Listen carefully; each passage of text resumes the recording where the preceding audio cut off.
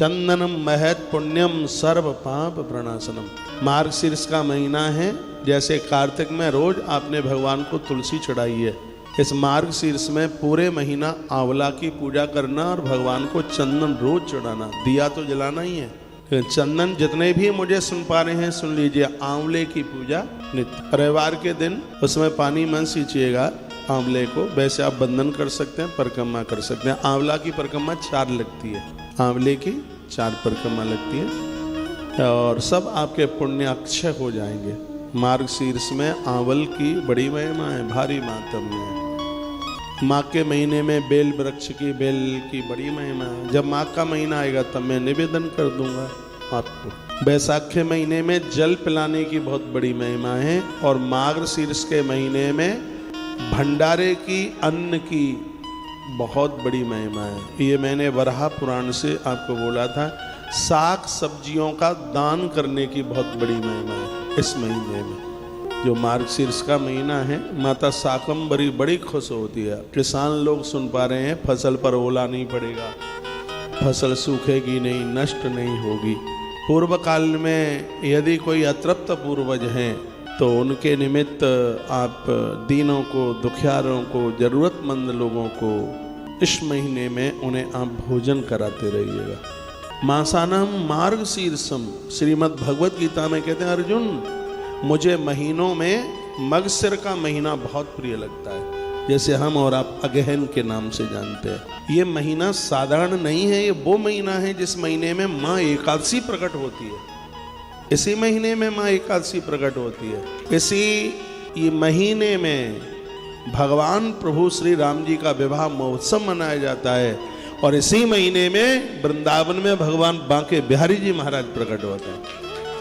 शुक्ल पक्ष की पंचमी आएगी, अगहन शुक्ल पक्ष पंचमी, हम ब्रज में उसको बिहार पंचमी कहते हैं क्योंकि बिहारी जी प्रकट हुए हैं उसमें। और हमारे देश में इस पंचमी को विवाह पंचमी के नाम से जाना जाता है। गोस्वामी जी ने इस महीने की बड़ी बड़ाई की है। प्रभु श्री राम जी का विवाह हुआ है इस महीने में। श्री बांके बिहारी जी महाराज प्रकट हुए हैं इस महीने में। मार्गशीर्ष, मासानम मार्गशीर्षम, एकादशी मैया प्रकट हुई है इस महीने में। मैं तो कहूँगा हर रोज 11 की कथा आप उतना बस सुनते रहिए। पूरा 26 ना हो पाए, मैं रोज पढ़ूंगा। जितने में बद्रीनाथ में सिंह का गुफा नाम है, हम भगवत कृपा से तुलसी तपोवन मठ में उस गुफा का निर्माण करा रहे हैं जिसमें 11 मैया प्रकट हुई थी। थोड़ा टाइम लगेगा तो आनंद फानन में ये फिर चीज़ें गड़बड़ हो जाती हैं। उसको इतना बढ़िया तरह से बनाया जाए कि देखने वाले लोग अति प्रसन्न हो उसको देख के। जो वृंदावन बिहारी जी के दर्शन करने के लिए आएगा, एकादशी मैया की सिंह का गुफा का दर्शन जरूर करेगा। वो बद्रीनाथ में वो गुफा थी, सिंह का नाम है उसका, उसमें एकादशी 11 मैया प्रकट हुई। तो एकादशी मैया की जो प्रकट की कथा है, उत्पन्ना एकादशी की, इसको रोज पढ़िए, पूरा 30 दिन पढ़िए। मैं तो आपके पक्ष में हूँ, वही बात आपको बताऊंगा जिसमें पुण्य बढ़े। तो इस कार्तिक के महीने से मार्गशीर्ष को कम मत आंकिएगा, ये बड़ा दिव्य है। आपसे बन जाए तो एक ब्राह्मण को रोज आप भोजन कराते रहिएगा इस महीने में। गरीबों को, दीनों को, दुखियारों को मंदिर जा कर के कुछ दे के आ जाइए। आंवला अपने किसी एक गमले में लगा लीजिए या आसपास कहीं है, एक दिया जला के, सुबह ही एक दिया जला के आ जाओ, 4 परिक्रमा करके आ जाओ, थोड़ा सा सूत कलावा बांध दो उससे। आंवले का बड़ा प्रभाव है। भगवान नारायण ही आंवला के रूप में प्रकट हुए हैं और गीताकार कहते हैं कि स्वयं कृष्ण ही, भगवान श्री कृष्ण ही मार्गशीर्ष के रूप में हैं। ऐसा समझ लो जो मगशिर का महीना है वो कृष्ण ने अपने तेज से प्रकट कर दिया इस महीने। मासानम मार्गशीर्षम, मासों में ये महीना बड़ा उत्तम है। जैसे पिछले महीने में दीपदान की बड़ी महिमा थी, तुलसी पूजन की बड़ी महिमा थी, इस महीने में भगवान को चंदन चढ़ाने की, चंदन लगाने की या चंदन के पानी से भगवान को स्नान कराने की बहुत बड़ी महिमा है। चंदनम महत पुण्यम सर्व पाप प्रणाशनम। चंदन तो महान पुण्य देता है, सभी पापों को जला करके राख कर देता है। आपसे हो जाए तो आंवले की लकड़ी पर रोज ओम नमो भगवते वासुदेवाय इस मंत्र से आहुति डालिए, हवन कीजिए आंवल की लकड़ी पर।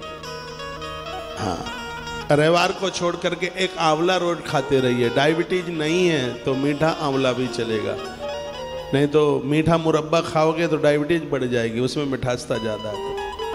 आंवल इस महीने में बहुत विशेष है, दिव्य है।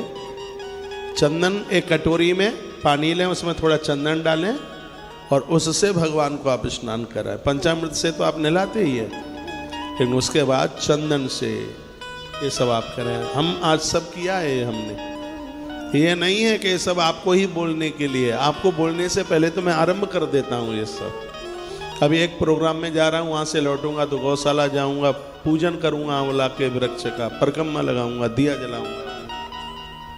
ये आश्रम छोटा सा है, यहाँ ज़्यादा पेड़ पौधे हैं नहीं, क्योंकि छटंगी सा है ही, छोटा सा है।